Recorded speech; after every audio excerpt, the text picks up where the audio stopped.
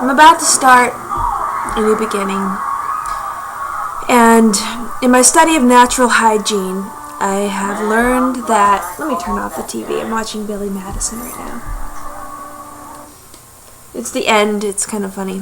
Anywho, in my study of natural hygiene, I have learned that the body is self-healing.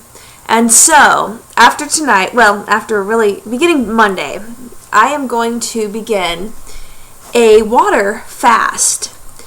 And I've actually done a water fast previously. I've done a 26-day water fast back in, I think it was 1998, with Dr. Joel Furman in New Jersey. And I should point out that all water fasts that are done longer than, let's say, a week should be supervised by someone that is experienced in water fasting. The reason I have chosen to do a water fast is to really jumpstart my commitment to the low-fat raw vegan lifestyle. So what does it mean to be low-fat raw vegan? Well, low-fat raw vegan means that you're eating, obviously, a raw diet. So the foods that you're eating are in their natural state. They're not being denatured. They're not being cooked.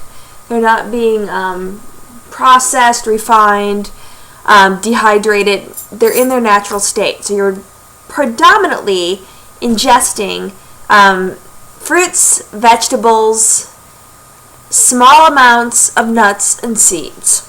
That's it. Low fat means that the foods are going to be primarily high in carbohydrate. So another term for this would be the high carbohydrate raw vegan lifestyle, which my friend Freely actually has changed, and now she's kind of promoting this HCRV. I'm calling it the LFRV. So, high carb raw vegan versus low fat raw vegan. They're pretty much the same thing. But the thing is that you're getting most of your nutrients from carbohydrates, which is important because we use glucose predominantly as our fuel source. Glucose plus oxygen is required for a chemical reaction called cellular respiration. And the products of that reaction are carbon dioxide, water, and the beloved ATP. ATP is the energy. This is what we need to do everything from blink our eyes, to contract our muscles, to digest our food, to create thoughts. We need ATP for this, and we produce ATP with the help of glucose and oxygen through cellular respiration. So carbohydrates, really very important.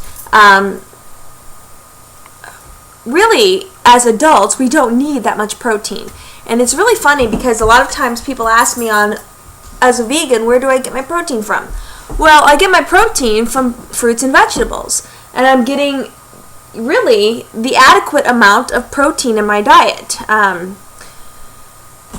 Multiple studies, and if you want them, please ask me and I will give you these studies, but multiple studies suggest that adults need about 5% of their calories to come from protein. And, I get on average about 5 to 7% of my calories from protein. So I really don't need more than that, Our bodies recycle amino acids very efficiently. We're constantly breaking down, building up proteins using the same amino acids in an amino acid pool. And our liver can actually help us to produce proteins and recycle those proteins. So we don't need to actually bring in new amino acids all the time. There are a small number of amino acids we do excrete when we urinate, but if we're getting that 5 to 7% of protein in our diet, then we'll be replacing those amino acids that we excrete. And then fat. We really don't need that much fat in our diet. I will point out that essential fatty acids are obviously essential. The omega-3, the omega-6, the omega-9. One little interesting note about essential fatty acids is that it's important to have the correct ratio of omega-3 to omega-6. So let me put it in this format. Omega-6 to omega-3, the ratio should be about 4 to 1. Currently, in our diet, we get about a 20 to 1 or 40 to 1 ratio of omega-6 to omega-3. And that ratio is actually very harmful. The omega-6 fatty acids are pro-inflammatory, whereas the omega-3 fatty acids are anti-inflammatory. So an omega-3 fatty acid, we really want to kind of increase that because our diet tends to be high in corn, and corn products are very high in the omega-6s. So we want to really up the omega-3s. When we look at plants, when we look at greens, they're actually naturally in that correct ratio that we as humans need.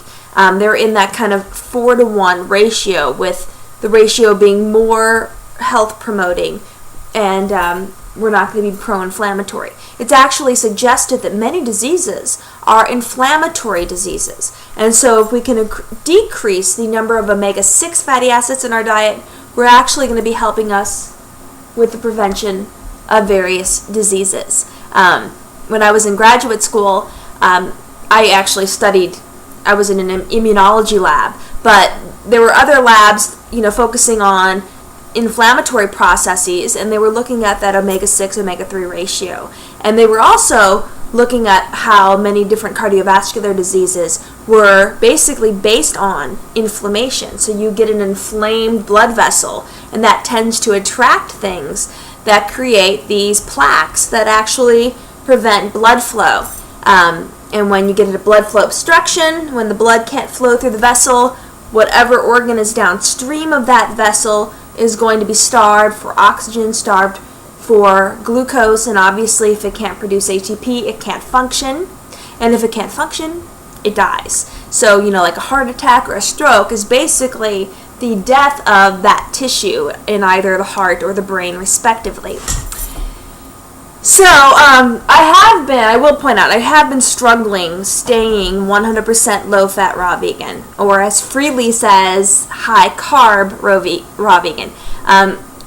But I really want to embrace that, because I know that it will help me all around. I know that it will help my energy levels. I know that it will help my thought processes.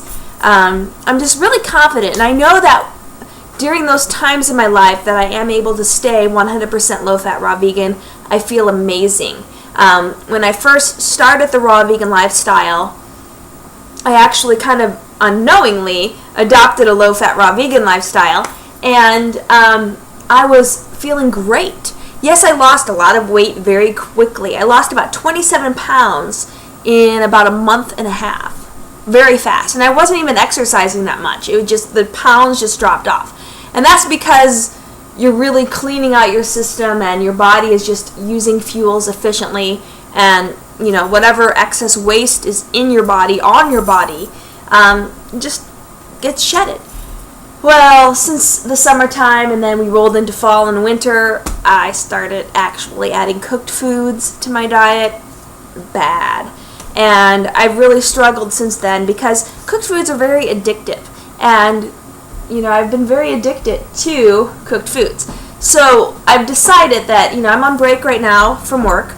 I'm a college professor, and I don't have to work for the next couple of weeks. So I've decided that from Monday to Friday of this upcoming week, I am going to go on a water fast.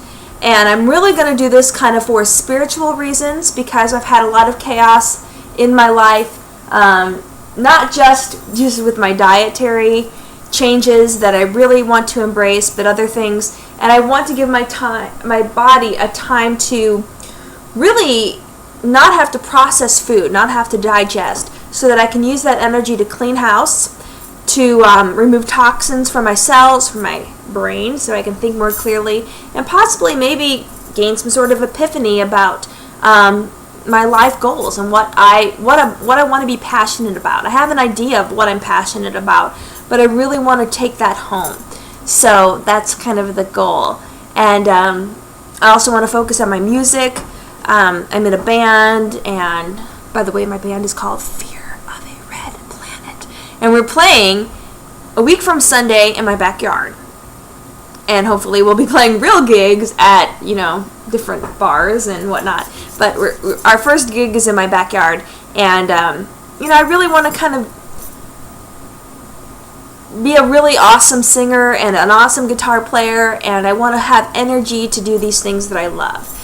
So I will keep you all updated, letting you know how I'm doing with my water fast. Just 5 days. It's not a big deal, but I'm excited about it. I'm excited about just really getting in touch with my body, and I think it's going to be good. I think it's going to be really good. So that's my little video update. I've been off Facebook for a couple of days because I've been kind of coming up with this plan and, really thinking, what do I need to do to find happiness in my life? What do I need to do to create happiness? And I think that the water fast is the way to go. If you're interested in learning more about water fasting, Joel Fuhrman has written a book, Joel Fuhrman, Fuhrman. He has written a book about fasting.